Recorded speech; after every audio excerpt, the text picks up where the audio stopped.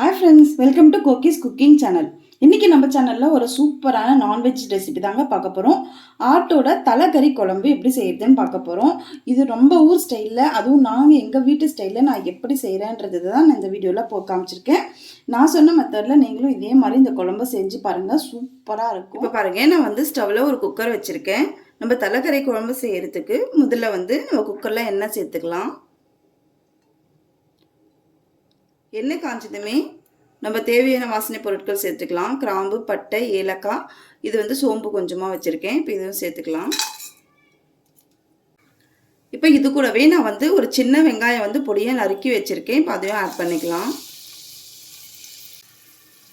இது கொஞ்ச நேரம் வதங்கட்டும்.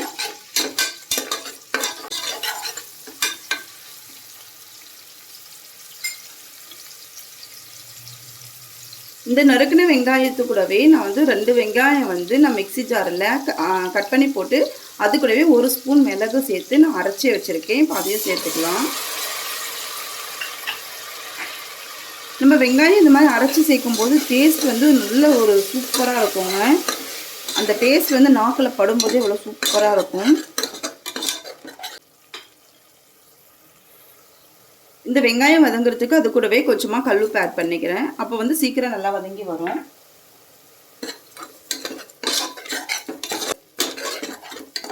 இது கொஞ்ச நேரம் வதங்கட்டும். இப்போ வெங்காயம் நல்லா வதக்கிருச்சு பாருங்க, எண்ணெய் பிரிஞ்சு வந்திருக்கு. இந்த சமயத்தில் இஞ்சி பூண்டு பேஸ்ட் ஆட் பண்ணிக்கலாம். நான் ஒரு 2.5 ஸ்பூன் அளவுக்கு இஞ்சி பூண்டு பேஸ்ட் ஆட் பண்ணிக்கிறேன்.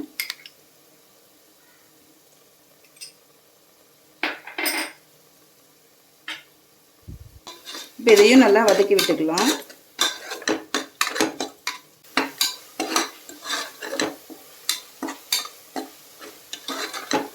மசாலா நல்லா எந்த அளவுக்கு வதங்கி வருதோ அந்த அளவுக்கு நல்லா குழம்பு டேஸ்ட்டாக இருக்குங்க. இப்போ இது நல்லா வதங்கட்டும். இப்போ பாருங்கள், இஞ்சி பூண்டு பேஸ்ட்டும் நல்லா வதங்கி இருக்கு. இப்போ நான் தக்காளி 2 தக்காளி மிக்சி ஜாரில் அரைச்சி வச்சுருக்கேன். இந்த அரைச்ச விழுதியும் நம்ம இதில் சேர்த்து வதக்கிடலாம்.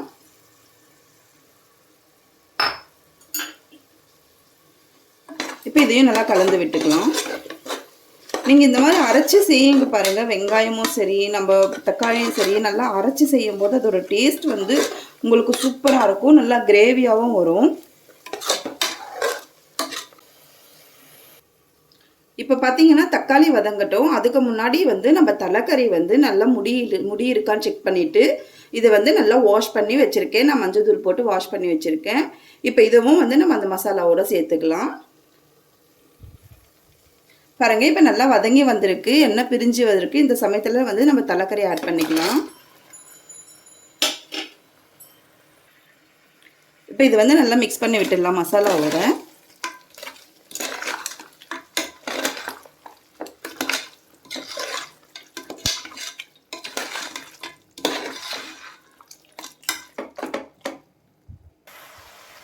இப்போ இது கூடவே கொஞ்சமாக மஞ்சள் தூள் ஆட் பண்ணிக்கலாம். மஞ்சள் தூள் சேர்த்துட்டு கொஞ்ச நேரம் நல்லா வதக்கி விடலாம்.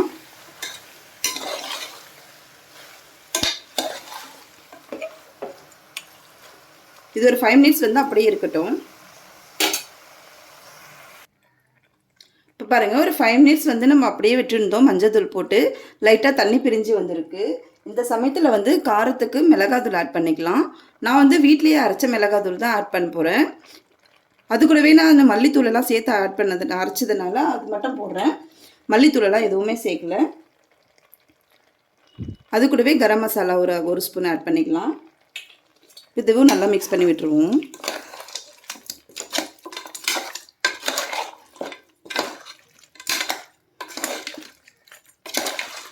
நீங்கள் சப்போஸ் தனி மிளகாத்தூள் ஆட் பண்ணுறதா இருந்தால் நீங்கள் மல்லித்தூளெல்லாம் சேர்த்துக்கோங்க.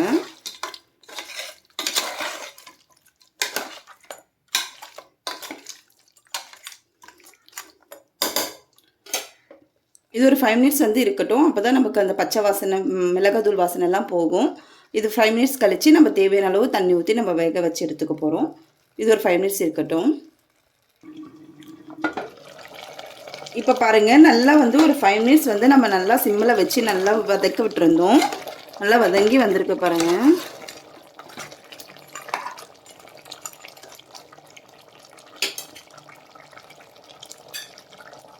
இப்போ இது கூடவே ஒரு 1/2 டீஸ்பூன் பெப்பர் தூள் சேர்த்துக்கிறேன்.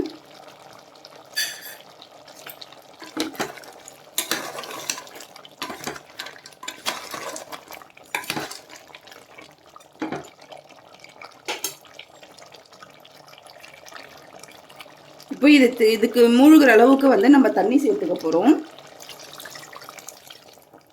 இப்போ பாருங்கள், நான் வந்து இது கறி மூழ்கிற அளவுக்கு நான் வந்து தண்ணி ஊற்றிருக்கேன். இப்போ வந்து நம்ம சாதாரணமாக மட்டன் வேக வைக்கிறதுக்கு ஒரு 5 விசில் வைப்போம். இதுக்கு வந்து நான் ஒரு 7 விசில் வைக்கிறேன்.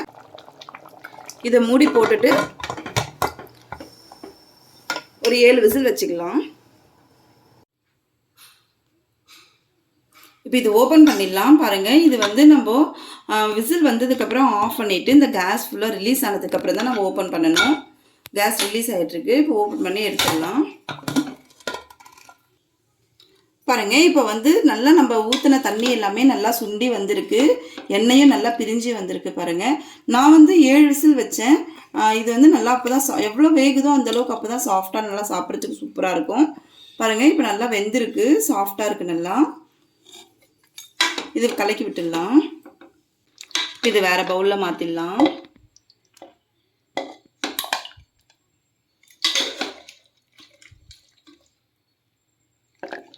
இதை மாற்றிட்டு பார்க்கலாம்.